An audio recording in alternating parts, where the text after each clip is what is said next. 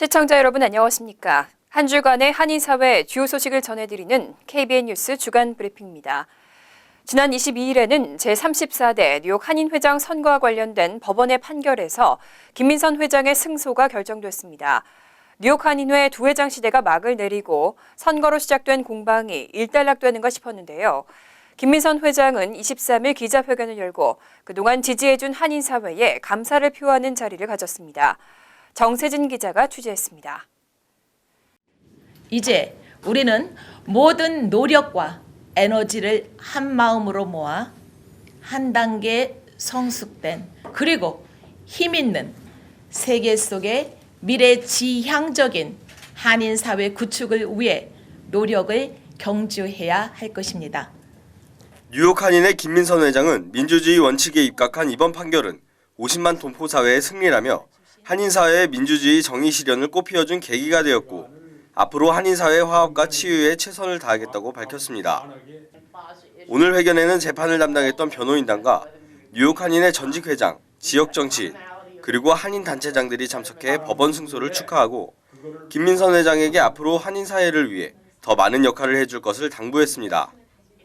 그리고 동포 여러분들의 후원에 우리가 보답하기 위해서라도 지금 현 회장으로 나오신 우리 김민선 회장님의 훌륭한 그 임무를 완수하게 되도록 우리가 최대한의 노력과 협조를 아끼지 않겠습니다.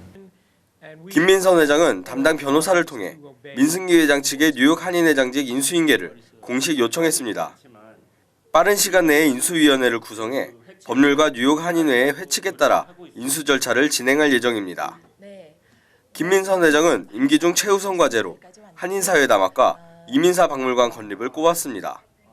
이 공간, 박물관 건립 사업은 꼭 누군가가 해야 될 일이 아니고 우리 모두가 같이 1세, 1.5세, 2세가 참여해서 같이 이루어내야 될 사업입니다. 최근 논란이 되고 있는 뉴욕 한인회관 개발에 대해서는 한인사회에 요청이 있을 경우 전문가들에 의해 진행되어야 한다며 한인회장이 깊이 관여하는 것은 바람직하지 않다는 입장을 밝혔습니다. 공식 회장이 된 김민선 회장의 임기는 34대 남은 기간인 내년 4월 말까지입니다. KBN 뉴스 정세진입니다.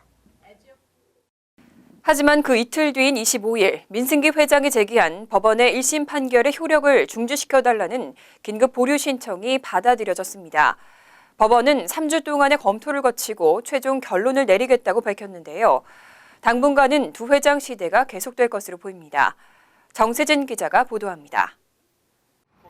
민승기 회장 측이 제기한 마가렛 챈 판사의 1심 판결의 효력을 중지시켜달라는 긴급 보류 신청 이머전시 스테이가 받아들여졌습니다. 법원은 오늘 오전 9시경 제출된 긴급 보류 신청을 오후 1시 받아들이기로 결정했습니다.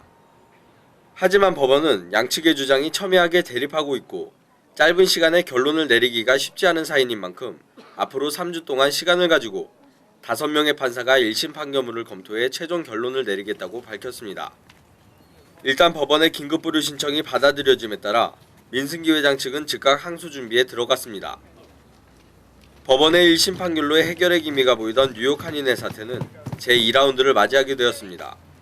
법원이 긴급 보류 신청을 최종적으로 승인하고 항소가 진행될 경우 34대 뉴욕 한인회장 사태는 장기화될 것으로 보입니다.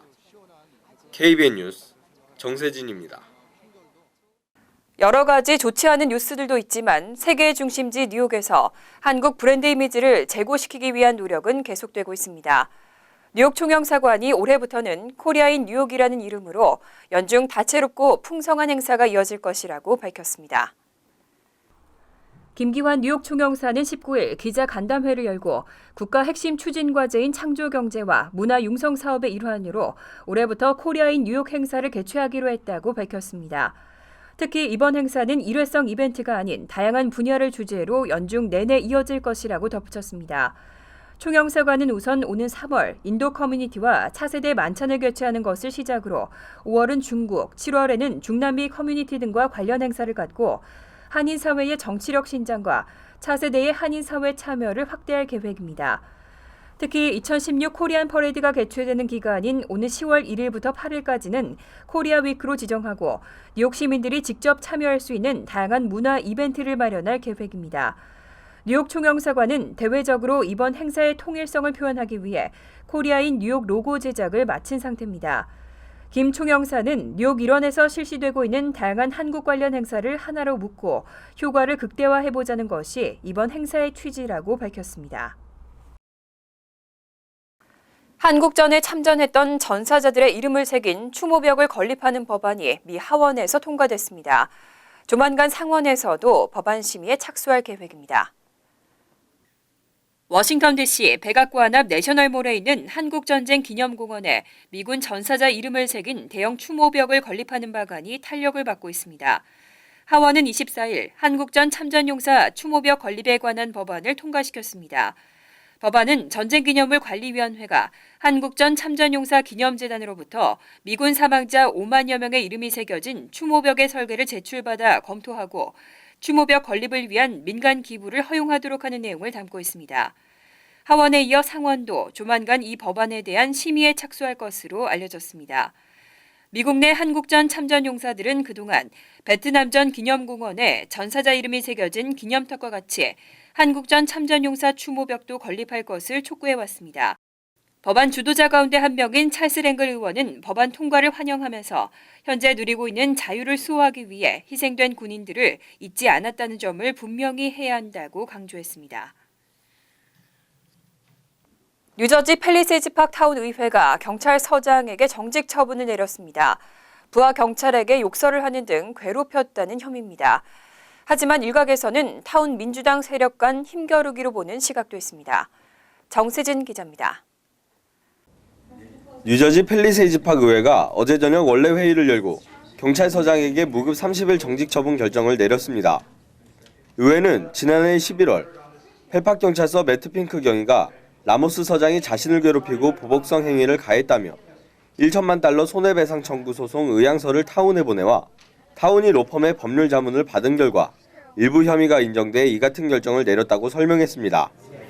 그 결과에 대한 이제 리소트가 서스펜션 30일 정지 먹고 거기에 대해서 no pay 없이요. 그다음에 이제 거기에 대한 이제 여러 가지 이슈가 나왔어요. 앵거 매니지먼트라든지 이제 이런. 원래 회의에 참석한 라모스 서장은 이번 결정에 대해 별다른 언급 없이 의회를 떠났습니다.